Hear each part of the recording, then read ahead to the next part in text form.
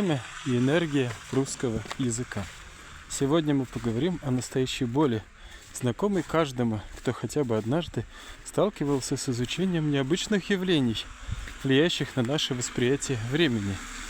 Знаете, что ощущение времени – штука удивительная и порой необъяснимая. Иногда 2 минуты кажутся целым часом, а иной раз целая вечность пролетает незаметно. Что это за боль?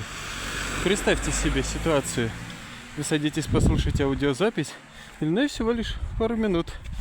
Но проходит половина часа, а кажется, будто прослушали едва половину трека. И это действительно сбивает с толку и вызывает недоумение. Ощущение потерянного времени раздражает и утомляет мозг. Почему так происходит?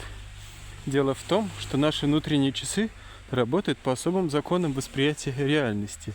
Когда мозг погружен в процесс познания чего-то нового, особенно сложного или незнакомого, восприятие времени резко меняется. Если текст или речь содержат непривычные звуки, ритмы или акценты, мозг тратит больше ресурсов на обработку услышанного, замедляя внутреннее течение времени. Почему не нужно паниковать? Такая реакция организма совершенно нормальна и даже полезна.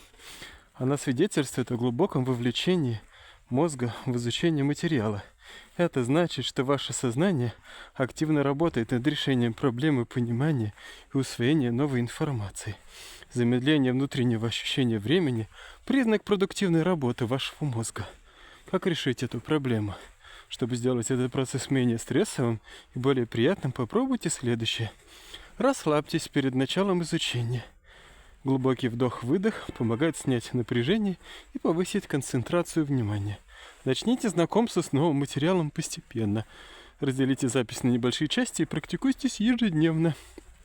Попробуйте включить фоновую музыку или белый шум.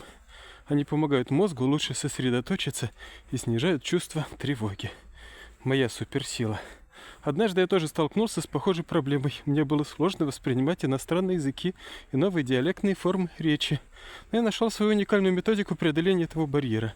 Моя суперсила заключается в способности глубоко понимать структуру языка и быстро адаптироваться к новому звучанию.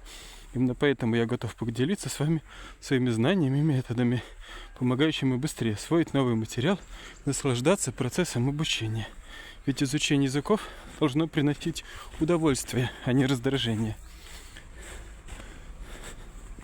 Поделитесь в комментариях своим опытом взаимодействия с подобными ситуациями. Как вам удается справляться с восприятием новых материалов? Давайте вместе обсудим, как превратить обучение в увлекательное путешествие.